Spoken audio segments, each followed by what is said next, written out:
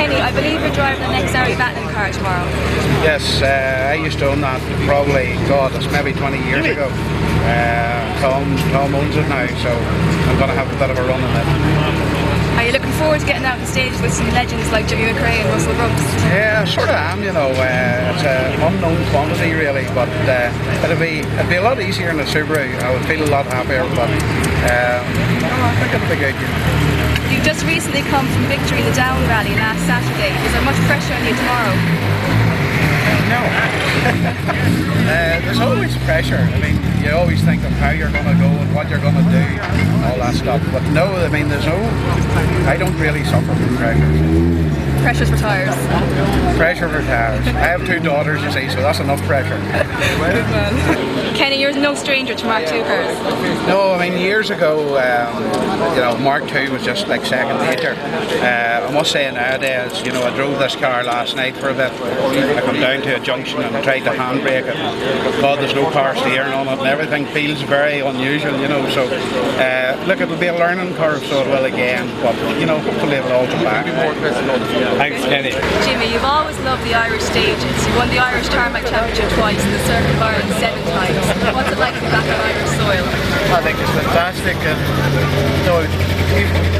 such a long time ago I remember bits of these stages, and I think they look much quicker now than they were. I think I must be getting old.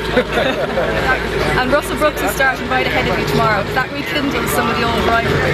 Oh yes, it's good to see the back of him at the start. He'll see the back of me at the finish. And when you actually started rallying, you were actually 31, I believe. What do you think about these days with all the young drivers starting out so young with such high-powered machinery? I think, you know, if these boys have got talent, I mean, I think my problem was I started too late. Well, I couldn't afford to do it before it, but if I had managed to start rallying 10 years younger, I think I would like to think I would have been in the World Championship. Because all the World Championship drivers used to come to Britain at that time, Hanny Mikula and Harry, and well, I've beaten them. And it would have been nice to have had a go at the World Championship, but I was too late to start. I believe Robert Droogmans won the historic Cres Rally this year with the car you're driving. Are you hoping for a similar result tomorrow? I don't know.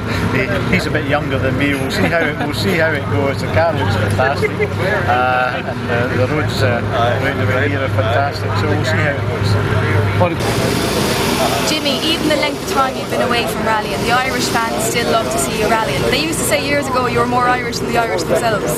Yeah, that's for true. I mean, even just recently, I mean, 8 years ago, I did a couple of Killarney rallies and come back into Dublin Airport, and the taxi driver knows me. No, the taxi drivers knew who I was in Dublin, but the taxi drivers in Edinburgh don't know who I am. So probably I'm more Irish than I'm Scottish.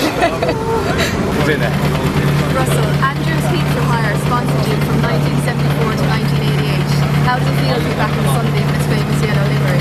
Well, it's great fun, you know. It's a bit like reliving your history, but it's great to see the car out and the enthusiasm of the spectators, which is all amazing because it's like a second homecoming, you know. There was always a great rivalry between yourself and Jimmy McRae. How does it feel to have him starting right behind you tomorrow? I'm a bit nervous that he's behind me because I can't see what he's doing, but it's going to be great fun, and hopefully we can relive this sort of competition that took place 30 years ago. Well, I think we've all aged a little bit, but hopefully not too much. Not that much at all. Now, I believe your navigator, Sean Mullally, he actually sits with some of Ireland's top drivers. Do you think you'll have an advantage with him sitting with you tomorrow? Well, I think Jimmy's got a very good guy in Mickey Joe. Sean I've done one rally with before, the Killarney rally, so we're familiar with each other. I still have to get used to his accent a bit, but he's great character, great fun, and his pace note reading is impeccable, so no problems. Mick, you've been navigating all over the world, but tomorrow you're navigating for a very special driver. Well, I am indeed the legend, the one and only Jimmy McRae. Very, very happy about that. Picked him up from Dublin Airport last night, and first thing he said to me actually was, "It's a broad, bright moonlit night tonight, Mick." Do you think there's going to be a lot of rivalry between himself and Russell? Actually, I'm sure like they're old sparring partners, so I'm sure they will.